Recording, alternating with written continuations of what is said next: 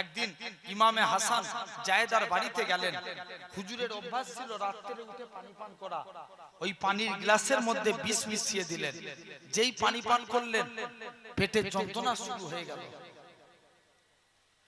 মুসলমান ঘরের ছেলে মেয়েরা, বাবা তরুণেরা, এ আপনার মানুষেরা শুনে রেখে দেন, ইমামে হাসান রাদিয়াল্লাহু তাআলা আনহু হুজুর আমার তিনি কি করলেন, তাড়াতাড়ি করে চলে গেলেন। ইমামে হাসান আস্তে আস্তে করে নানা জানের এত পেটের যন্ত্রণা চালু হয়ে গেল, হুজুর সহ্য করতে পারে না, জমিনে আচার কাচার খায়, হামাগুড়ি দিয়ে নানা জানের মাজার আকদাসের কাছে চলে গেলেন। নানা জানের ওসিলা দিয়ে ইমামে হাসান আল্লাহর কাছে দোয়া চায়। ইমামে হাসানের দোয়াটা কি আমার আল্লাহ পাক নানা জানের ওসিলায় ইমামে হাসানকে প্রথমবার সুস্থতা দান করেছিলেন। মুসলমান ঘরের ছেলে মেয়েরা, বাবা তরুণেরা, এই চারটিয়ার মানুষেরা শুনে রেখে দেন, এই মুহররমের 10 তারিখে আল্লাহ পাক পৃথিবীকে সৃষ্টি করেছিলেন। আমাদের আদি পিতা আদম নবীকে সৃষ্টি করেছিলেন।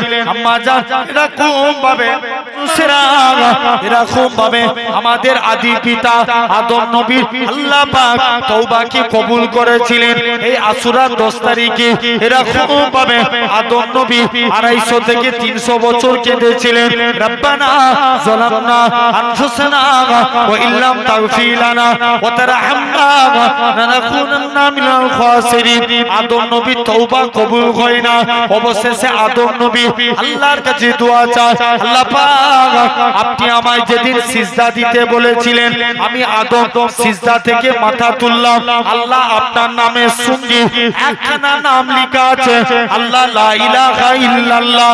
এটা মানে আমি আদম তো জানি আপনি ছাড়া কোনো উপাস্য নেই, মুহাম্মাদুর রাসূলুল্লাহটাকে আল্লাহ নিশ্চয়ই কুল মাখলুকের মধ্যে শ্রেষ্ঠ মানব, সেই মহামানবের ওসিলা দিয়ে দোয়া চায়, আল্লাহ পাক আপনি আমি আদমের তওবাকে কবুল করে নেন। হে নওজোয়ান যুবকেরা, হাবিবুল্লাহর ওসিলা দিয়ে দোয়া চাইলে ওই দোয়াটাকে আমার আল্লাহ পাক ফিরাতে পারে না। আরো জোরে বলেন, শুধু তাই নয়, এরকম ভাবে পিরানের পীর দস্তগীর আমার রাসূলুল্লাহর ওসিলা দিয়ে দোয়া চেয়েছিলেন। কবরবাসীকে যে বলেছিলেন, এ কবরবাসী কুম বিইজনিল্লাহ, তুমি আল্লাহর হুকুমে জিন্দা হয়ে যাও। কবরবাসী সোজা উঠে দাঁড়িয়ে গিয়েছিল। এরকম ভাবে আদম নবীর তওবা কবুল হয়েছিল। ইউনূস আলাইহিস সালামকে আল্লাহ মাছের পেট থেকে মুক্ত করেছিলেন। হযরতে আইয়ুব আলাইহিস সালামকে আল্লাহ পাক কুষ্ঠ রোগ থেকে মুক্ত করেছিলেন। ইউসুফ নবীকে কুয়া থেকে বার করেছিলেন। হযরতে মুসা নবীকে ফিরাউনের হাত থেকে হেফাজত করেছিলেন।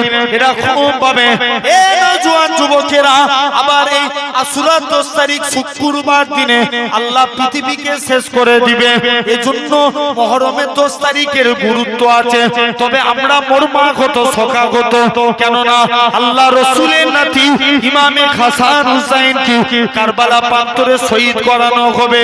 ইমামে হুসাইনকে কোন ইমামে হুসাইন, কেন রাসূলুল্লাহ জানতেন আমার হুসাইন কারবালা প্রান্তরে যাবে, শহীদ হয়ে যাবে। এই ইমামে হুসাইন শহীদ হয়েছে কেবলমাত্র উম্মতে মুহাম্মাদীর জন্য। আরো জোরে বলে, ইমামে হুসাইন শহীদ হয়েছে কাদের জন্য? শুধু আমাদের জন্য, গুনাহগার উম্মত উম্মতীদের জন্য। আসো তাহলে আমি যদি শুধু এই নবীদের আলোচনা করি, একটা একটা করে সব নবীদের আল্লাহ সুলাইমান আলাইহিস সালামকে আল্লাহ পুনরায় রাজত্ব ফিরিয়েছিলেন এই আশুরার 10 তারিখে। আসো লক্ষ্য করে দেখো। কিন্তু হ্যাঁ, আমরা মর্মাহত শোকাহত কেন? ইমামে হাসানকে বিষ পান করিয়ে শহীদ করানো হয়েছিল। নাম্বার 1, ইমামে হাসান বললেন, রাসূলুল্লাহ সাল্লাল্লাহু আলাইহি ওয়াসাল্লাম বলেছেন আমার ইন্তেকালের পর খলিফাতন্ত্র থাকবে 30 বছর। 30 বছর, তারপর সব রাজতন্ত্রে পরিণত হবে। ইমামে আল্লাহ রাসূলের ইন্তেকালের পর খলিফা হলেন কে? আবু বকর। তারপরে তোমরা এগুলো জানো তো বলো। তারপরে কে হলো দ্বিতীয় খলিফা? হযরতে ওমর, তৃতীয় উসমান, চতুর্থ হযরতে আলী। 30 বছর পূর্ণ হতে 6 মাস মতন বাকি ছিল। তখন এই 6 মাস মুসলিম জাহানের খলিফা হলেন আল্লাহ রাসূলের বড় নাতি ইমামে হাসান। একবার জোরে বলে। এজন্য আমিরে মুয়াবিয়া পুত্র এজিদের সঙ্গে ইমামে হাসানের 1 নম্বর মতানৈক্যের কারণ। কি কারণে? খলিফাতন্ত্রের কারণে। 2 নম্বর, মদিনার একটা সুন্দরী নারী ছিল যার নাম ছিল জায়েদা। সবাই তাকে বিয়ের প্রস্তাব দেয়, এজিদও বিয়ের প্রস্তাব দেয়, হাসানও বিয়ের প্রস্তাব দেয়। ইমাম জায়েদা মনে করে আমি এজিদকে বিয়ে করলে দুনিয়া পাবো, হাসানকে বিয়ে করলে দুনিয়ার সাথে আল্লাহর জান্নাত পেয়ে যাব। জোরে বলো। তাই সে এজিদের বিয়ের প্রস্তাবকে প্রত্যাখ্যান করলেন, ইমামে হাসানের বিয়ের প্রস্তাবকে গ্রহণ করে নিলেন। এজন্য এজিদের সঙ্গে ইমামে হাসানের 2 নম্বর শত্রুতার কারণ। 1 নম্বর খলিফাতন্ত্রের কারণে। কিন্তু রাসূলুল্লাহ সাল্লাল্লাহু আলাইহি ওয়াসাল্লাম ভবিষ্যৎবাণী করেছিলেন, এরকম ভাবে বলেছিলেন, আমারে নাতি, আমারে সন্তানের দ্বারাই একদিন পুনরায় মুসলিম উম্মার মধ্যে পুনরায় আবার একত্রিত হবে। জোরে বলো। রাসূলুল্লাহ সাল্লাল্লাহু আলাইহি ওয়াসাল্লাম ভবিষ্যৎবাণী করেছিলেন। ইমামে হাসান ভাবলেন এই খলিফাতন্ত্রের কারণে মুসলমানে বিভক্ত, তার থেকে ভালো ইমামে হাসান বলে, চাচা আমিরে মুয়াবিয়ার কাছে যাই। চাচা যান, আপনি একজন যোগ্য মানুষ, সবাই আমাকে খলিফা করে দিয়েছে, তবে যদি আপনার হাতে খলিফা দিলে মুসলমানে ঝামেলা মিটে যায়, আমি ইমামে হাসান, আমার খলিফার দরকার নাই, আপনাকে আমি খেলাফত, আপনাকে খলিফা দিয়ে দিলাম। জোরে বলবেন না? কিতাবে এসেছে তখন ইমামে হাসানের পক্ষে, যখন ইমামে হাসান এই কাজ করলেন, আবার মুসলমানদের মধ্যে শান্তি বিরাজ করলো। কাদের মধ্যে? মুসলিমদের মধ্যে।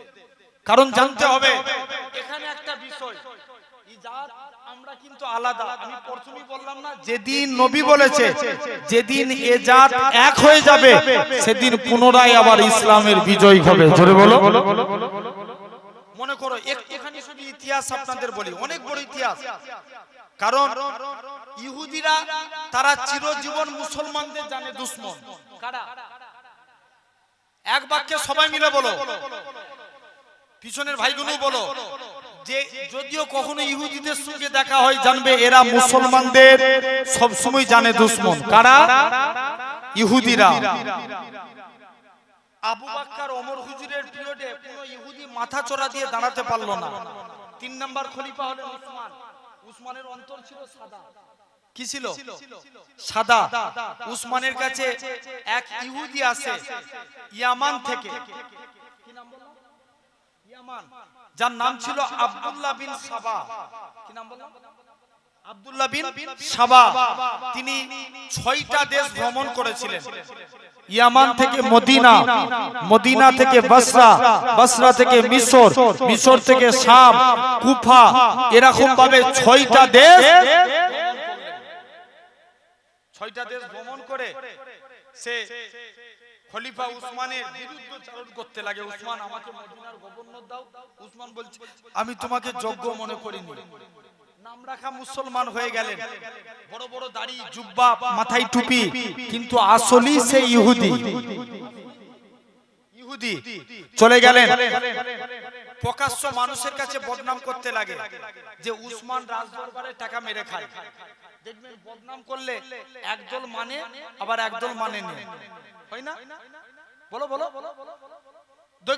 তুমি মনে করো কারুর নামে তোমাদের গ্রামে বদনাম করছে, একদল বিশ্বাস করলে আবার একদল বিশ্বাস করে না। বেশিরভাগ বিশ্বাস করলো না। উসমান সম্পর্কে তারা ওয়াকিবল, মানে তারা জানে, বেশিরভাগ কেউ বিশ্বাস করলো না। কিছু মানুষ আব্দুল্লাহ বিন সাবা তার দলে এই 6টা দেশ থেকে কিছু কিছু মানুষকে অ্যাক্টিভ তৈরি করলো। তৈরি করে 6টা দেশের মানুষকে একত্রিত করে উসমান হুজুর একদিন কোরআন তেলাওয়াত করছেন, কোরআন শরীফ সূরা বাকারা পড়ছেন। উসমান হুজুরের গর্দানে পিছন দিক দিয়ে দেয়াল ভেঙে উসমানের বাড়িতে প্রবেশ করলেন। হযরতে উসমানের গর্দানে চোখ মারলেন, উসমান শহীদ হয়ে গেলেন।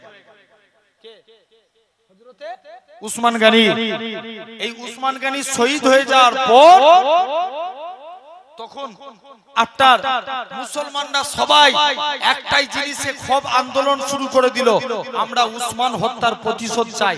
এই আব্দুল্লাহ বিন সাবা রাতারাতি হযরতে আলীকে চতুর্থ খলিফা ঘোষণা করে দিলেন।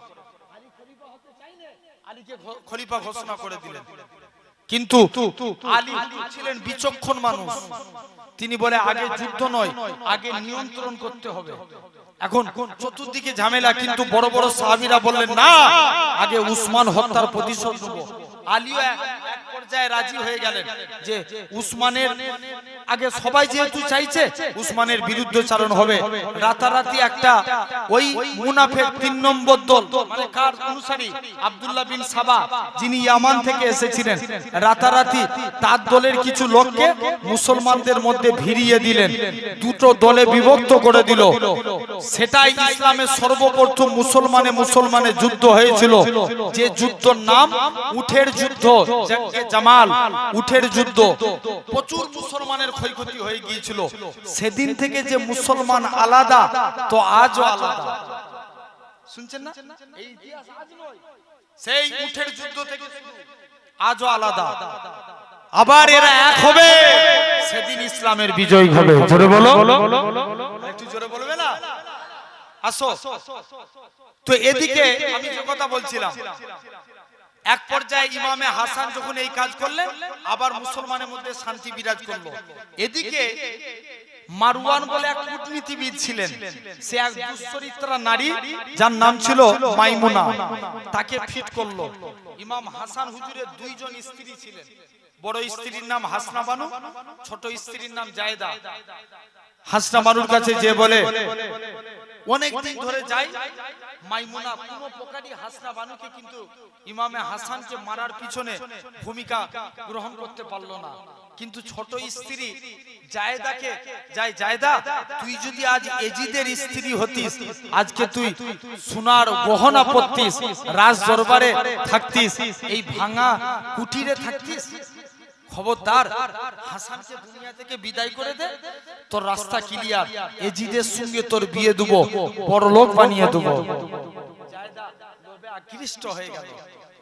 একদিন ইমামে হাসান জায়েদার বাড়িতে গেলেন। হুজুরের অভ্যাস ছিল রাত্রে উঠে পানি পান করা, ওই পানির গ্লাসের মধ্যে বিষ মিশিয়ে দিলেন। যেই পানি পান করলেন, পেটের যন্ত্রণা শুরু হয়ে গেল।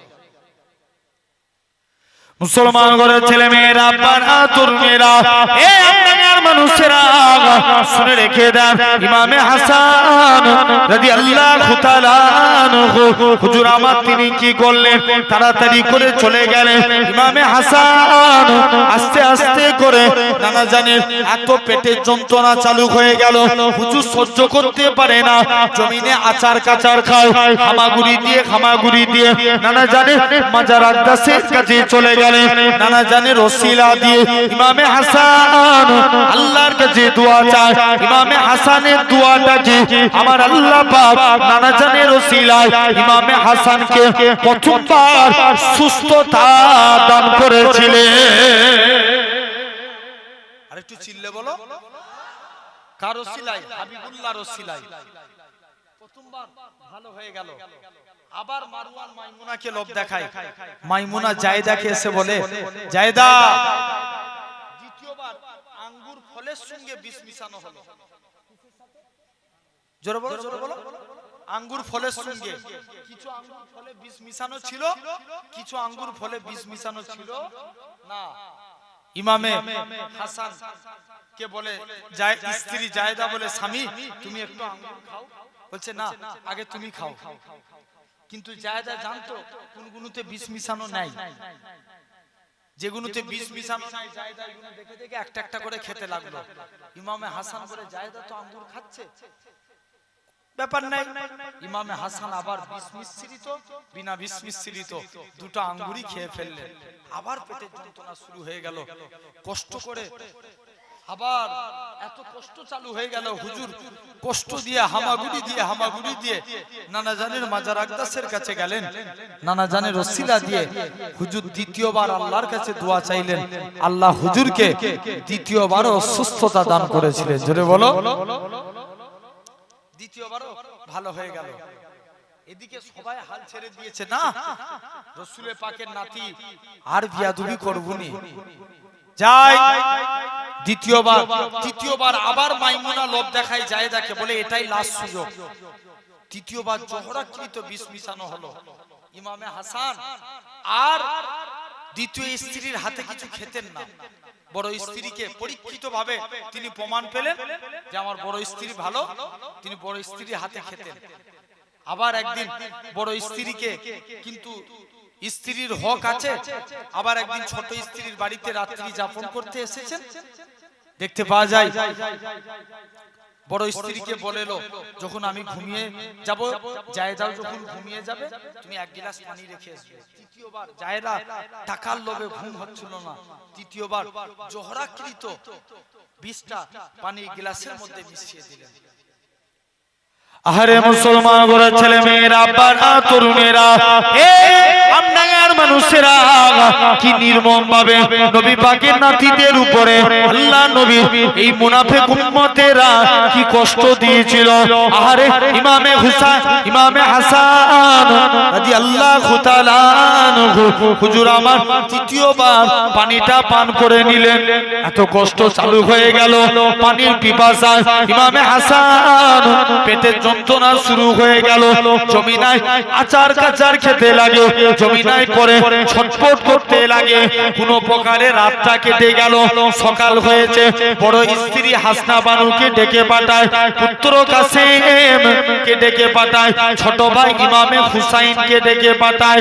ইমামে হাসানের এই অবস্থা দেখে তারা বিচলিত হয়ে পড়ে। পুত্র কাসেম জমিনায় পড়ে হাউমাউ করে কাঁদতে লাগে।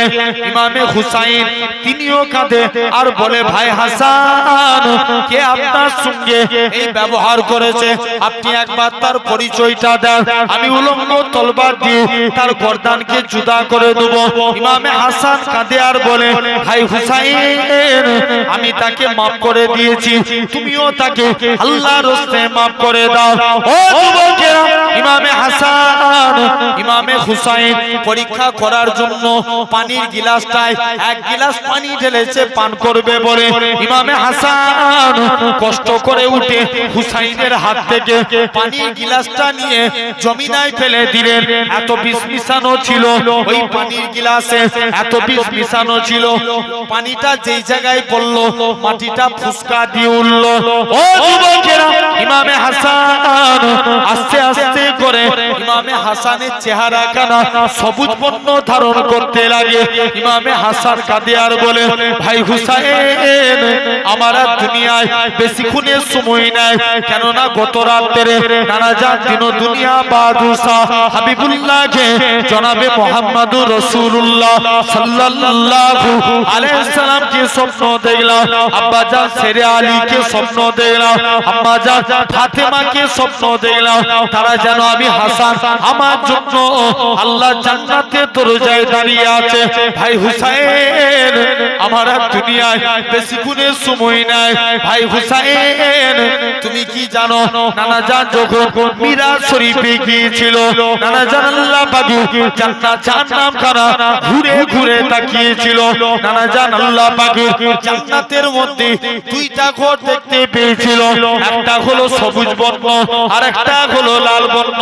নানা জান জিবরাইল আমিনকে বলতে লাগে, এ হযরতে জিবরাইল, এ হযরতে জিবরাইল, বলো তো দেখি আল্লাহ জান্নাতে এই লাল বর্ণ আর সবুজ বর্ণের ঘরটা কাদের জন্য বানিয়েছে?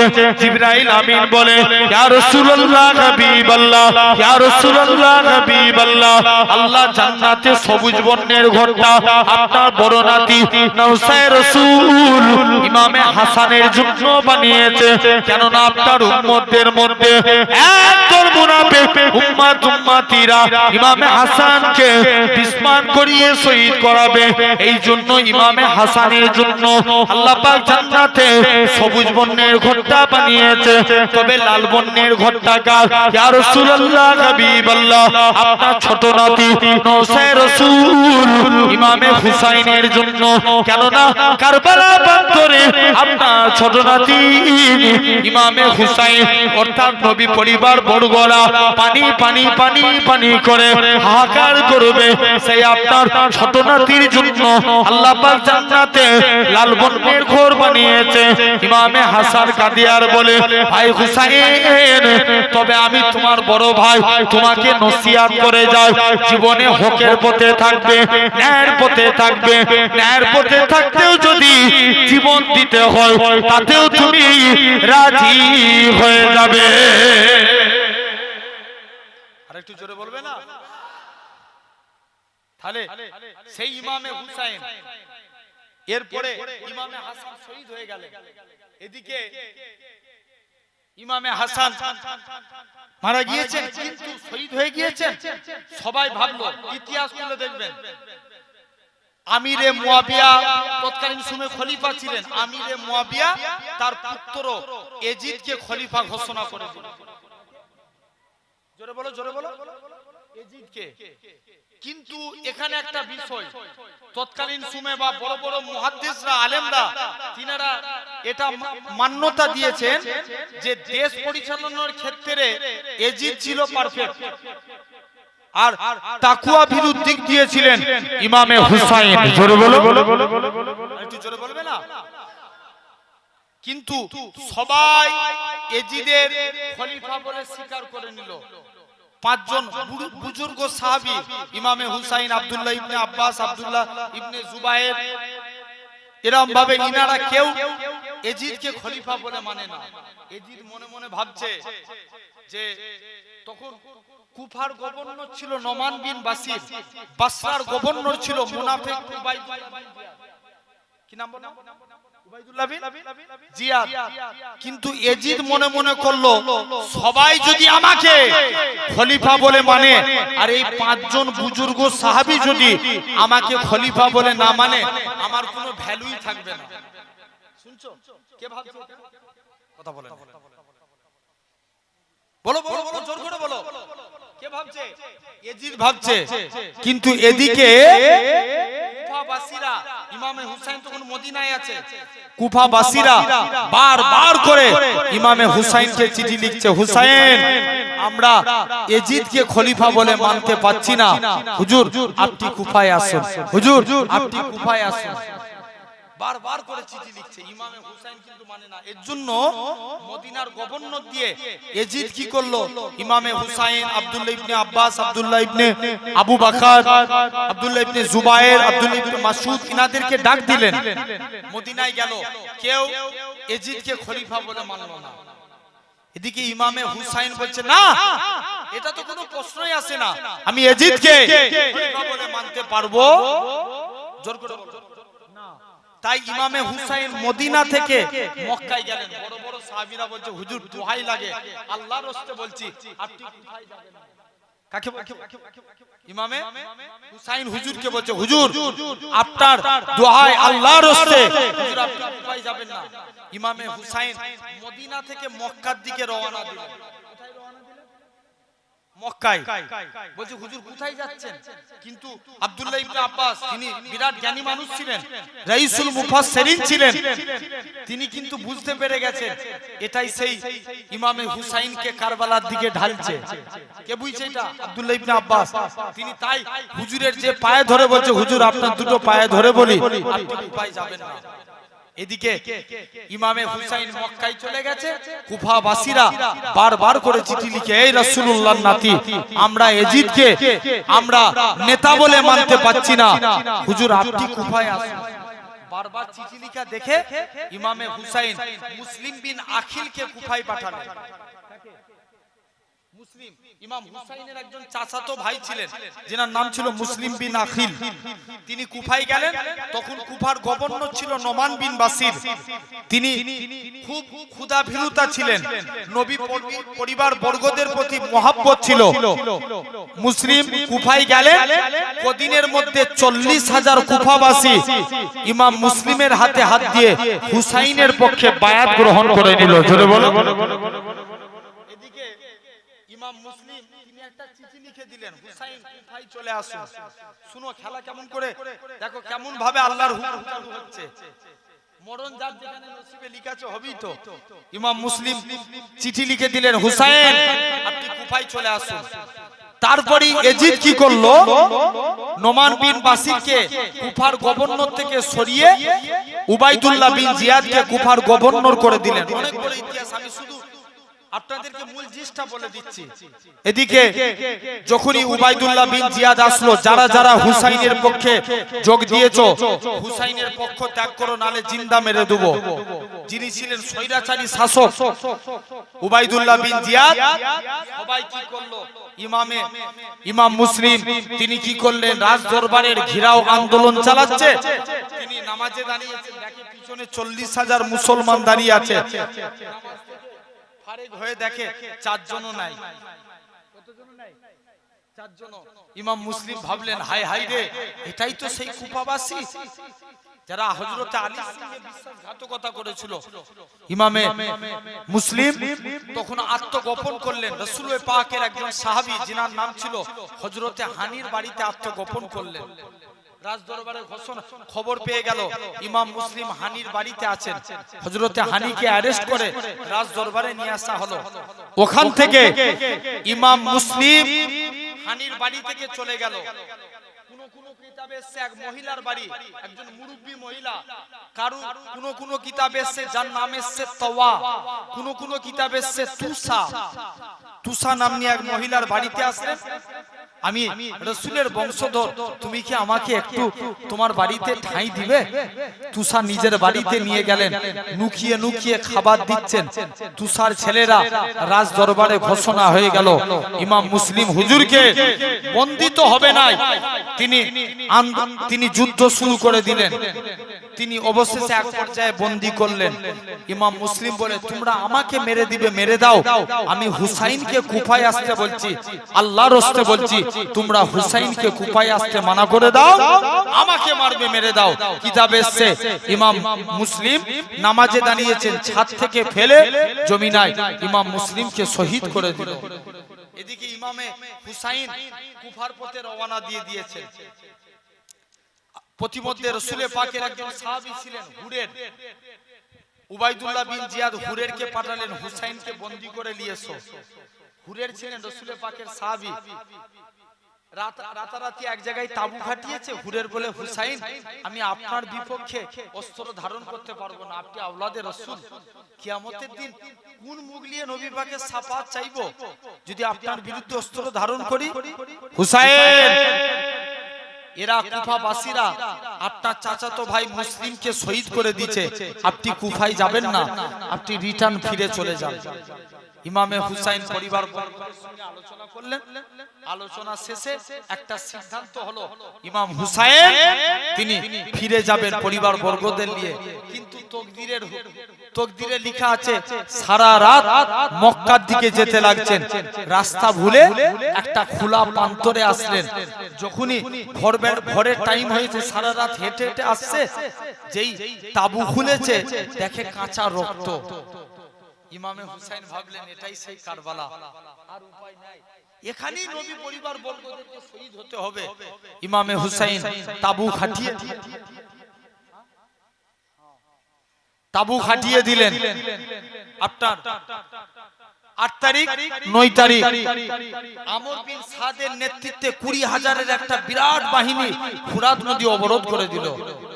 ইমামে হুসাইন বলছে, আমি যুদ্ধের জন্য আসি নাই, তোমরা আমাকে বাড়ি ফিরে নিয়ে চলো, আমাকে বাড়ি যেতে দাও, আমি যুদ্ধ করব না, নাহলে ডিরেক্ট এজিদের সঙ্গে কথা বলতে দাও। তারা বলছে, না, আমরা বন্দী করে নিয়ে যাব। কিন্তু ইমামে হুসাইন বন্দী হবে না, কোন ইমামে হুসাইন? বলছে এই কুফাবাসী 9 তারিখে নানা জানের পাগড়ি মাথায় দিলেন, নানা জানের জুব্বা পরে দুলদুলের পিঠে সওয়ার হয়ে বলে এই কুফাবাসী তোমরা কি জানো কোন হুসাইনের বিরুদ্ধে তোমরা অস্ত্র ধারণ করেছো? তোমরা কি জানো আমি সেই হুসাইন যার উপরে তোমরা নামাজে দোয়া চাও। জোরে বলো। তোমরা সেই হুসাইনের বিরুদ্ধে অস্ত্র ধারণ করেছো? তোমরা কি জানো আমি কোন হুসাইন? যে হুসাইনকে আমার নানা জান কাঁধে করে নিয়ে ঘুরতো। তোমরা সেই হুসাইনের বিরুদ্ধে অস্ত্র ধারণ করেছো? ইমামে হুসাইন কাঁদে আর বলে, হে কুফাবাসীরা, এই ইবনে জিয়াদের সৈন্যরা, তোমরা কি জানো আমি কোন হুসাইনের বিরুদ্ধে অস্ত্র ধারণ করেছো? আমার নানা জান কোন এক টাইমে নানা জান নামাজরত অবস্থায় আছে, আমি হুসাইন নানা জান বলে আল্লাহ নবী পিঠেতে চেপে বললাম, আল্লাহ নবী সিজদারত অবস্থায় আছে। নবী মনে মনে করে আমি রাসূলুল্লাহ যদি সিজদা থেকে মাথা তুলি আমার হুসাইন পড়ে যাবে, আমার হুসাইন পড়ে গেলে আমার হুসাইন পড়ে গেলে আমার হুসাইনের কষ্ট হবে, আমার হুসাইনের কষ্ট আমি রাসূলুল্লাহ সহ্য করতে পারবো না। নবী আমার সিজদা তাসবিহ খানা বাড়াতে লাগে, সুবহান রাব্বিয়াল আলা, সুবহান রাব্বিয়াল আলা, সুবহান রাব্বিয়াল আলা। ও যুবকেরা, আল্লাহ নবী নাতি ইমামে হুসাইন আল্লাহ নবী পিঠ থেকে নামে না, আল্লাহ নবী তাসবিহ খানা বাড়াতে লাগে, সুবহান রাব্বিয়াল আলা, সুবহান রাব্বিয়াল আলা। এমন শুনতে দেখতে পাওয়া যায় আমার আল্লাহ পাক জিবরাইল আমিনকে পাঠিয়ে দেন, এ হযরতে জিবরাইল চলে যাও আমার রাসূলুল্লাহকে জানিয়ে দাও তাদের নানা নাতির খেলাটাকে আমি আল্লাহ পাক কবুল করে নিয়েছি। যখনই এরকম ভাবে বলছে কিছু মানুষ হুসাইনের পক্ষে যোগ দিয়ে দিল, যুদ্ধ শুরু হয়ে গেল। হুসাইনের পক্ষ থেকে হুরের গেলেন, মুনাফিকদের পক্ষ থেকে কাফেরদের পক্ষ থেকে একজন আসলেন সাফওয়ান, দুপক্ষে যুদ্ধ চালু হলো। মোট কথা যেই যুদ্ধে যায় মুসলমানদের শত শত সৈন্য কতল করে নিজেও শহীদ হয়ে যায়। মোট কথা লাস্টে গেলে ইমামে হুসাইন জিহাদের ময়দানে চলে গেলেন। মুসলমান ঘরের ছেলে মেয়েরা, বাবা তরুণেরা, এ চাঁদকিয়ার মানুষেরা, ইমামে হুসাইন তরবারি খানা চালাতে লাগে। দুনিয়ায় এমন কোন মারদের বাচ্চা নাই ইমামে হুসাইনের সঙ্গে লড়াই করে কেউ হুসাইনের কাছে ঘেঁষতে পারে না। এমন সময়তে একটা পিছন থেকে আওয়াজ আসে, হুসাইন হুসাইন বলে একটা আওয়াজ আসে। হযরত ইমামে হুসাইন যুদ্ধখানা বন্ধ করে দিলেন, তাকিয়ে দেখেন তিনার নানা জান দুনিয়া বাদশাহ এক হাতে আবে কৌসারের পানি আর এক হাতে খালি বোতল নিয়ে দাঁড়িয়ে আছে। এ আমার কলিজার টুকরা হুসাইন, আর তোমায় যুদ্ধের পরিচয় দিতে হবে না, তুমি যে শেরে খুদার বেটা এর পরিচয় তুমি দিয়ে দিয়েছো। যার তরবারির নাম ছিল জুলফিকার এর পরিচয় তুমি দিয়ে দিয়েছো।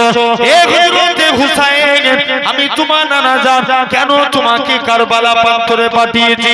হুসাইন রে, তুমি যে শহীদ হয়ে যাবে, তুমি যে মারা যাবে, তোমার ওই রক্তগুলো আমি তোমার নানা জান খালি বোতলের মধ্যে করে রাখবো।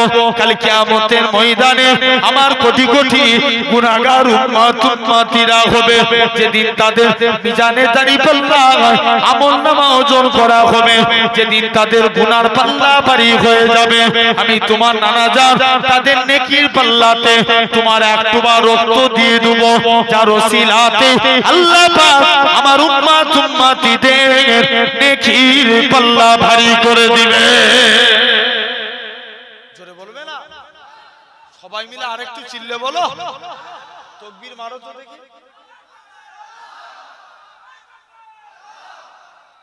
ওহ, সেই হুসাইন। ভাবো তাহলে হুসাইন শহীদ হয়েছে কাদের জন্য? আমাদের জন্য। আল্লাহ কবুল করে না, সকলে বলি আল্লাহুম্মা আমিন। তো একটা বেজেই গেল দেখতে দেখতে। আলহামদুলিল্লাহ, একবার মুহাব্বতে দরুদ পড়েন, আল্লাহুম্মা।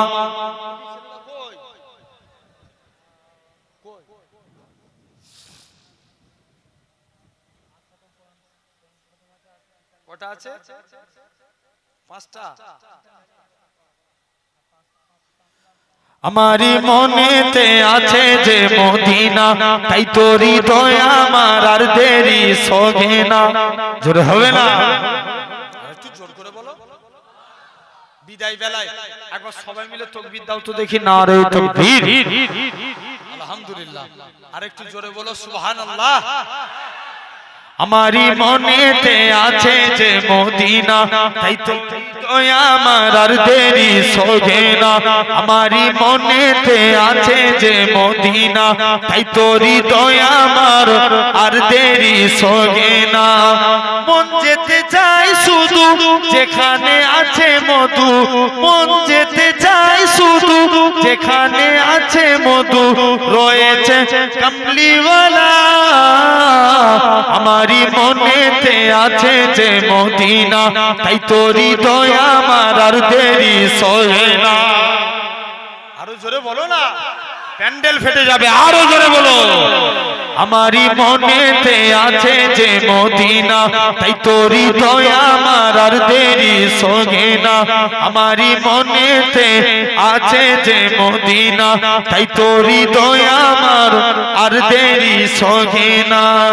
যেখানে এসেছে আমার নবী, আমি এ মনে এঁকেছি তারি ছবি। আরো জোরে বলো না।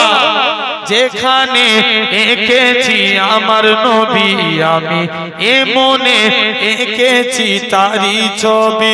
তিনি যে সত্যের সকাল, যিনি মদিনার দুলাল, তিনি যে সত্যের সকাল, যিনি মদিনার দুলাল, যে হলো কৌসারওয়ালা।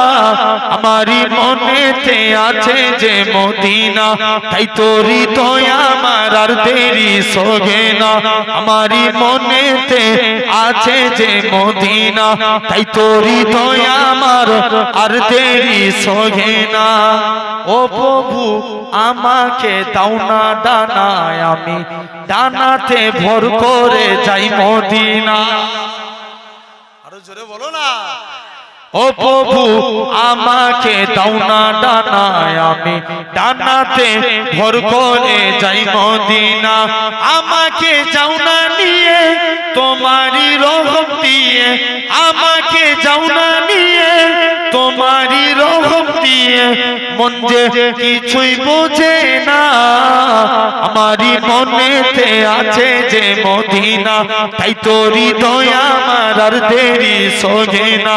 আমারি মনেতে আছে যে মদিনা, তাই তো হৃদয় আমার আর দেরি সগে না। আল্লাহুম্মা সাল্লি আলা।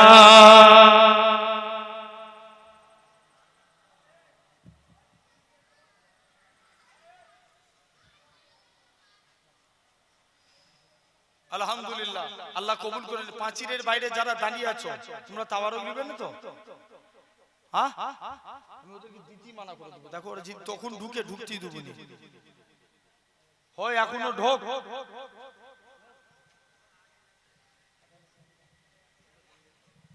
আলহামদুলিল্লাহ, আল্লাহ কবুল করেন। যতটুকু আলোচনা করলাম, মনে কেউ কষ্ট পেলেন? এই জোর করে বলো। ইসলামের জন্য আমরা কারা কারা এক আছি, হাত তুলে দেখাও তো দেখি। আমাদের উপরে অনেক অনেক বিপদ আসতে পারে, কিন্তু এর জন্য আমাদের একতা অবলম্বন করার দরকার আছে না নাই? আরো জোরে বলো, আছে না না? জেনে রেখে দাও, কেউ যদি আমাদের প্রকাশ্য ইসলামের ক্ষতি করে, আমাদেরকে ভয় দেখায়, আমরাও তাদেরকে ভয় দেখাবো, ঠিক কি না? আরে জোর করে বলো।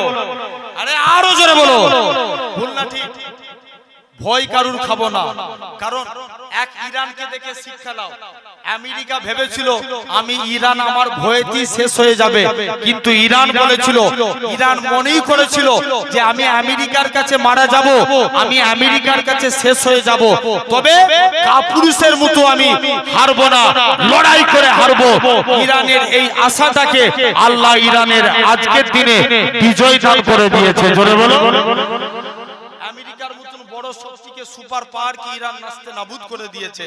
তাহলে এই অ্যাক্টিভিটি, এই সাহস, এই আল্লাহর উপরে ভরসা আমাদের আনার দরকার আছে না নাই? এই যুবকের আরো জোরে বলো, আছে না নাই? আছে। জানবেন, যদি এই সাহস না আনতে পারি, আমরা বাঁচতে পারবো না। ঠিক না ভুল? জোর করে বলো আলহামদুলিল্লাহ। আল্লাহ কবুল করে নেন। আল্লাহ আমাদের সকলকে হকের উপরে ন্যায়ের উপরে চলার তৌফিক দান করেন।